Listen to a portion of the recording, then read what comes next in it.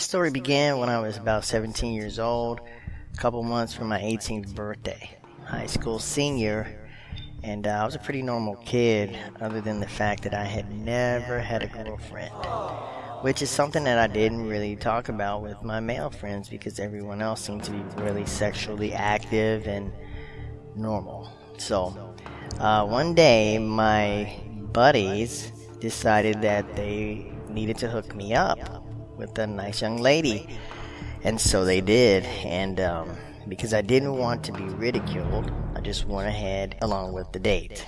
And so there was a blind date. I was to meet a girl at the mall, and she seemed to be a very nice girl. She was very attractive, and she seemed to have a really nice, normal personality, and I liked that. So we hung out a bit, and we decided to go to have a picnic. This was her idea. Let's go out to, Old Man's Creek and out in the bluff and have a picnic. And so we did. I stopped at the store. I took her to her house. She grabbed some comfortable clothes and a blanket, and off we went. And everything was going well until she broke out with the alcohol. And I'm not much of a drinker. I'm pretty straight edge. But I didn't want to be embarrassed. So I had one drink with her. And in no time flat, I was very dizzy. And everything was blurry. Now, I'm not a big drinker, but I know enough to know that I was probably drugged. So I told my date, I said, I'm not feeling very well. Maybe we should go home now. And I looked over at her, and she was, giggling, laughing, and her very short mini skirt was pulled up even higher than it normally was. Her low-cut shirt was now unbuttoned so that I could see, basically there was very little left to the imagination. Now, this was just increasing my level of discomfort with this situation. And so I said, hey, let's go home. And once again she said, no, let's just stay right here. And with that, she kind of jumped on top of me and kind of pinned me down and started kissing my face and my neck. And I was kind of struggling, like, no, let me go, let's go home. As odd as that may have looked to anybody walking by, but I just didn't feel comfortable. So I kind of pushed her over off me, and I got up and I said, let's go home. And so I headed toward my car and took about 3 steps when, bam, something hit me in the back of the head, and I saw a flash of white light, and next thing you know, I was laying on the ground, looking up at the sky.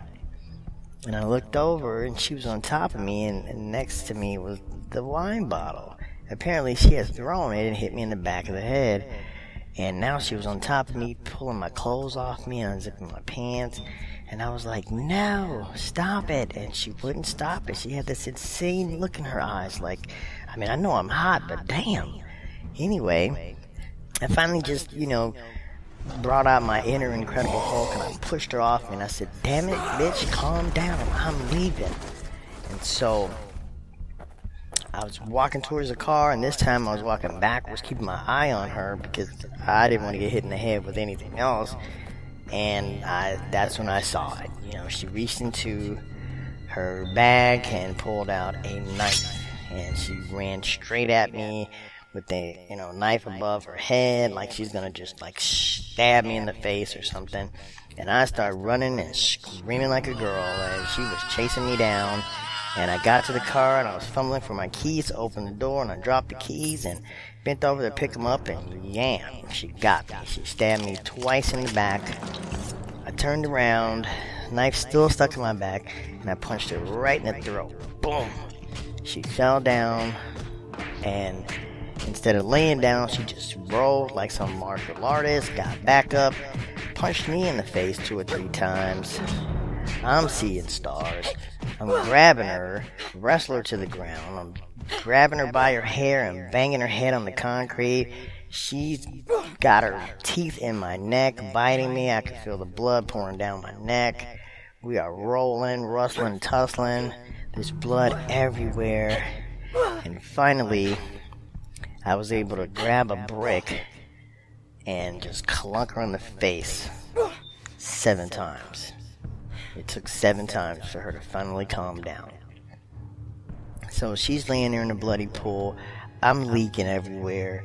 I get in the car, I start the engine, and everything goes black. I wake up and in the white room, and it's very quiet and plain, and I'm thinking, oh my God, I'm glad I go to church because I'm in heaven. But I wasn't in heaven. I was in a hospital. I had been evidently in a coma for the past 3 days. And so I asked what happened to the girl, and everybody was saying, what girl? And I said, the girl that you guys fixed me up with, Miranda. And they said, well, she said you never showed up. She waited for you at the mall, and so after a couple hours, she just left and went home. And I was like, really? So who was this chick that I was out on a date with? And they were like, we don't know. And the cops haven't been able to come up with any clues. I've never heard from the girl again. But all I know is, let's not meet unless I'm armed with a .357 Magnum.